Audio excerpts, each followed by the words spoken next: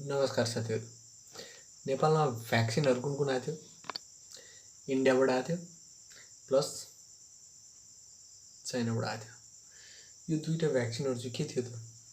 इन्डियाबाट आएको चाहिँ कोभ्याक्स मार्फत आएको थियो होइन, एकचोटि। अनि अर्को लट चाहिँ हामीले इन्डियासित किनेको थियो। चाइनासित नि एकचोटि चाइनाले दिएको थियो, अर्कोचोटि किनेको थियो। त्यस्तै धेरैले चाहिँ चाइनिज र इन्डियन भ्याक्सिन लगाएर चाहिँ बाहिर जानलाई गाह्रो भयो यताउति भनिरहेको सुनेको थिएँ। आयो अमेरिकन युरोपियन भ्याक्सिन पनि नेपालमा आयो। युएसले पनि डोनेसन दियो। युएसले पनि त्यही कोभ्याक्स प्रोग्राम अन्तर्गत चाहिँ नेपाललाई भ्याक्सिन दिएको छ है। कति भ्याक्सिन दिएछ?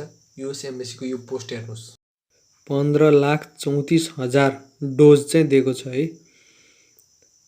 अनि यहाँ पनि युनिसेफले पनि युनिसेफ मार्फत आयो भनेर, कोभ्याक्स मार्फत आयो भनेर लेखेको छ। युनिसेफको कोभ्याक्स प्रोग्राम अन्तर्गत आएको है यो भ्याक्सिनहरू चाहिँ।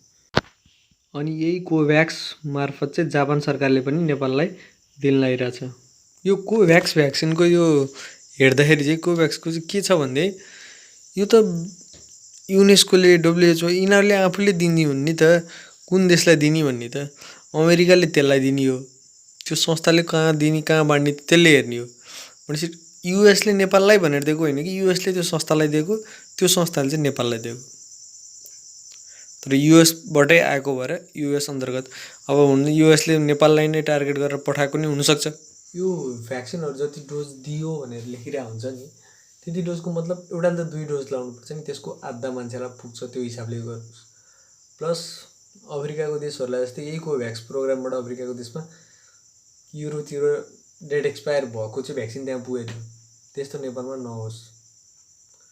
त्यही रहेछ भने नि कमसेकम डेट चाहिँ मेटेर पठाओस्, नयाँ डेट हालेर टाँसेर, उहाँ जस्तो पुरानो डेट नपठाओस्। किनकि हाम्रो देशमा टेस्ट गर्न सक्छ जस्तो लाग्दैन। डेट फेर पठाइदियो भने नि ओके हस्तमा जान्छ मान्छे। अनि प्लस इन्डियाबाट इन्डियन भ्याक्सिन लाउँदाखेरि सुरुमा मरेको मान्छेको छानबिन अहिलेसम्म कहाँ छान भयो, कहाँ बिन भयो केही थाहा छैन होइन। अनि चाइनिज भ्याक्सिन लाउने देशहरूमा कोरोना फेरि बढ्न थालिरहेछ। जुन जुन देशमा चाइनिज भ्याक्सिन लगाइरहेछ त्यहाँ बढिरहेछ, एकदम हाई रेटमा बढिरहेछ। नयाँ भेरिएन्ट जाँदा पुग्यो नि चाइनिज भ्याक्सिन लगाएको मध्ये यो डेल्टा र डेल्टा प्लस ल्याम्डा, यो 2-3 भ्याक्सिनले चाहिँ भेरिएन्टहरूले, यो नयाँ भेरिएन्टहरूले चाहिँ गाह्रो बनाइरहेछ। त्यो भ्याक्सिनले धाने छैन, भ्याक्सिनको इफिसियन्सी छैन कि यसै पनि लोवर थियो। चाइनिज भ्याक्सिनको इफिसियन्सी अरूभन्दा कम काम गर्थ्यो होइन। लगेको 100%लाई त कुनै भ्याक्सिनले नि हुँदैन। यिनीहरूले वास्तवमा बचाउने हो, रोगै नलाग्दा होइन। तर प्लस त्यो चाइनिज भ्याक्सिनको चाहिँ अलिक बढी नै डाउट न्युज हेर्दा, न्युज मिडियामा हेर्दा। अनि त्यस्तै अब इजरायलको कुरा गर्ने भने उसले चाइनिज भ्याक्सिन त लागेकै छैन। युकेको कुरा गर्ने उसले चाइनिज भ्याक्सिन लागेको छैन। युएसको कुरा गर्ने उसले चाइनिज भ्याक्सिन लाग्यो। यिनीहरूमा पनि केस बढ्दो गइरहेछ फेरि अहिले रिसेन्ट। हाउ वाइ किन होला त? इजरायलले किन त बढ्यो त नि उसको? उसले त झन् लौ सबैजसो आफ्नो मान्छेलाई लगाएर भ्याउन लागिसक्यो। त्यति हुँदा पनि फेरि इन्क्रिज हुनुको मतलब त युएस र युरोपियन भ्याक्सिनको पनि त तालुकै रहेछ त चाइनिज भ्याक्सिनको जस्तै। प्लस यो अमेरिकन जोन्सन एन्ड जोन्सन जुनले चाहिँ नेपाललाई खोप दिइरहेछ, त्यसले अहिले 3rd डोज लगाउने प्लान बनाइरहेछ। यहाँ धेरै उहाँको नागरिकले भनेपछि अब फ्लू जस्तै बनाउन लाग्यो, हरेक वर्ष 1 डोज लाउँदै बस्नुपर्ने भ्याक्सिनलाई भनेर उनीहरूले कमेन्ट गरिरहेछ थियो। अनि युरोपको भ्याक्सिनहरूले पनि त्यही 3rd डोजको कुरा गरिरहेछ। म सोच्छु एउटै भ्याक्सिनको 2 डोज पुग्ने आधा हुन्छ, तेस्रो डोज पनि लाउनु पऱ्यो भने त झन् कतिजनालाई पुग्छ होला त्यो भ्याक्सिन। अनि साइड इफेक्ट हरेक भ्याक्सिनको त्यस्तै देखिरहेछ। युरोपको त्यो एस्ट्राजेनेकाको ब्लड क्लटिङ आइरहेको थियो। जोन्सन एन्ड जोन्सनको बिबिसीले लेखेअनुसार सासको प्रब्लम आउँछ भनेर ल्याएछ। दुर्लभ स्नायु समस्या देखा पर्न सक्ने चेतावनी नेपाल सरकारले अनुसन्धान गर्ने। के अनुसन्धान गर्छ त हेर्नुहोस्। जोन्सन एन्ड जोन्सन कोभिड खोप दुर्लभ स्नायु समस्या देखा पर्न सक्ने चेतावनी नेपाल सरकारले अनुसन्धान गर्ने। बिबिसी। इजरायलले तेस्रो डोज पनि लगाउन सुरु गर्यो आफ्नो जनतालाई। World's first covid booster shots, booster भनेको थर्ड सट लगाउने हो। ले के छानबिन गर्छ त्यो चाहिँ थाहा भएन, तर थरी थरी जुन भ्याक्सिनहरू आइपुग्यो यो चाहिँ सायद राम्रै होला। जनताले आफ्नो चोइसको भ्याक्सिन लगाउनु पाउनु पऱ्यो। अझै अब हाम्रोमा धेरै थरी आउँदैमा चोइसको पाउँछ भन्ने छैन। विदेश जानलाई चाइनिजै भ्याक्सिन लाउने कुरा गरिरहेछ। यो भ्याक्सिन चाहिँ अब होस् ठुला बडाको लागि ल्यायो होला अमेरिकाको भनेपछि युरोपको आउँछ, त्यस पछाडिको ठुला बडालाई होला इन्डियाको सर्वसाधारण प्लस कसलाई डक्टरहरूलाई यताउतिकोलाई लगायो।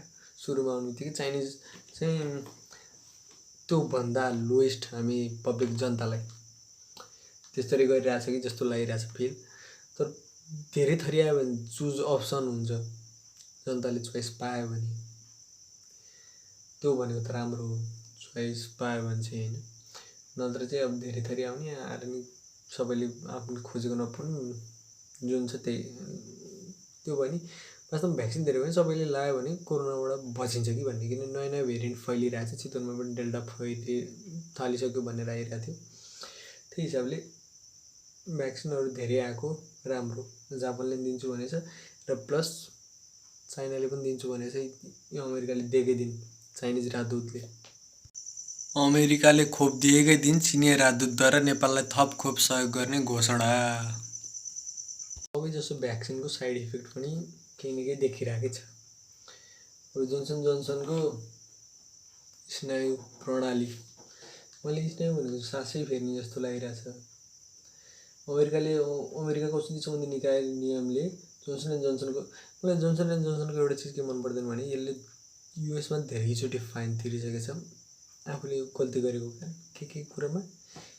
Baby powder, Johnson and Johnson baby powder छैन, बेबी स्याम्पू के छ, यिनीहरू सबै जसो लगमा फाइन तिरेको छ। यिनीहरूले युज गर्न नहुने केमिकल प्रयोग गरेर स्वास्थ्यमा खेलवाड गरेर भनेर त्यही कम्पनी हामी सानसानो जोन्सन जोन्सन पाउडर छाउडर नेपालमा जसले लगाइरहेको थियो त्यो बच्चामा।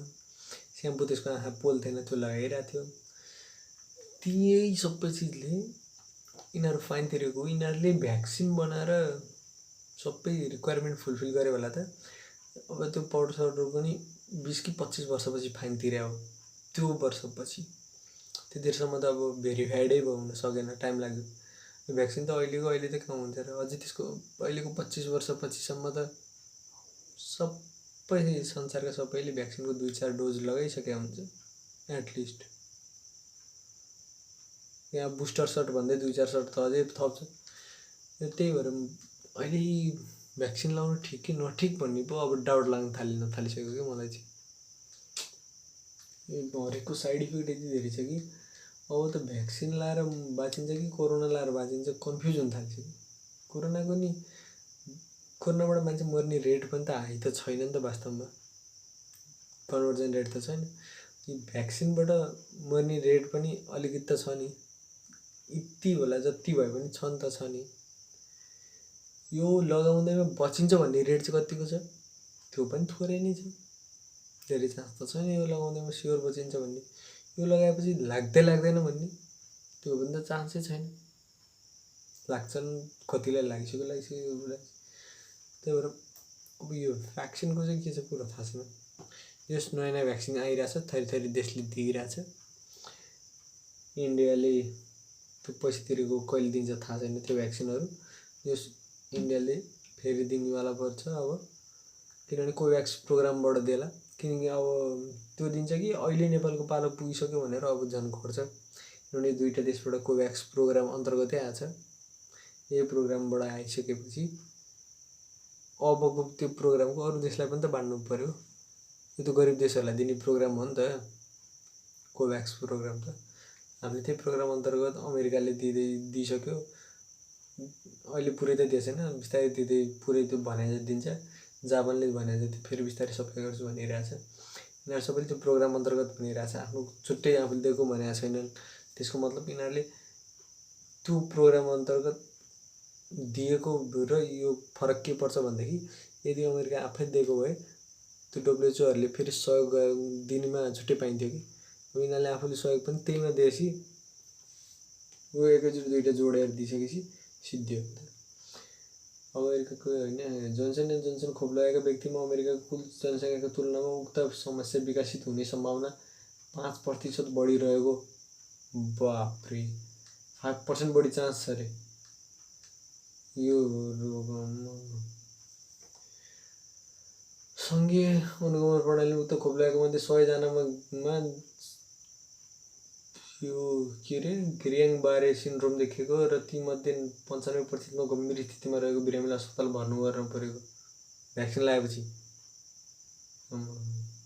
तर उक्त निकायले अहिलेसम्म उपलब्ध प्रमाणले जोन्सन एन्ड जोन्सनको खोप र ग्रियाङ-बारे सिन्ड्रोमको जोखिमबीच सम्बन्ध रहेको देखाए पनि प्रत्यक्ष कसरी हुन्छ त नि? कनेक्सन त देखियो तर यतिले एक्ज्याक्टली यसैले गर्दा भन्ने चाहिँ केही भेरिफाइड प्रुफ छैन कोहीसित नि। कसले प्रुफ गर्छ नि? हामी जस्तो देशले गर्न सक्छ? उनीहरू यत्रो ठुलो कम्पनीलाई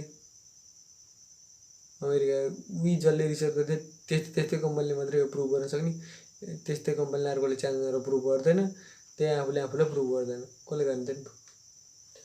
उसको अनुसार जोन्सन एन्ड जोन्सनको खोपबाट थाहा पाइएका सम्भावित जोखिमभन्दा त्यसले दिने सम्भावित लाभ बढी देखिन्छ। सबै भ्याक्सिनको त्यही हो, डेन्जर भन्दा त्यसले लाभ धेरै देखिन्छ भनेर मान्छेलाई लगाउन खोजे। त यही सबैलाई यही भनेरै हो। कतिपय अध्ययनले खोप नभए रुवाखोकीका कारण मानिस अवस्थामा विकसित हुने डब्ल्युएचओले प्रयोग गर्न मिल्छ भनेपछि हामीले पनि प्रयोग गर्न मिल्छ। डब्ल्युएचओले प्रयोग गर्न मिल्छ भनेको सबैजसो भ्याक्सिन छ अहिले, सबैजसो देशको भन्नाले सबैजसो त छैन। इन्डियाको भ्याक्सिन नै सबै चाहिँ डब्ल्युएचओको भेरिफाइड छैन। हामीले त भेरिफाइड नहुँदै पनि लगाएको हो नेपाल, त्यही भएर फरक पर्दैन। हामीले भन्दा मैले चाहिँ लगाएन है, अहिले लगाएन।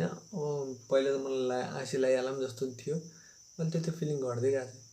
अन्त सबै लगाएको वरिपरिकोले चिनेको भेट्ने जतिले, त्यसपछि उनीहरूलाई कोरोना नभएपछि मलाई नि हुन्न होला नि भन्ने त्यस्तो फिलिङ आउँछ। आफै लगाउँ जस्तो अनि मास्क त जति नै लगाइहाल्छु।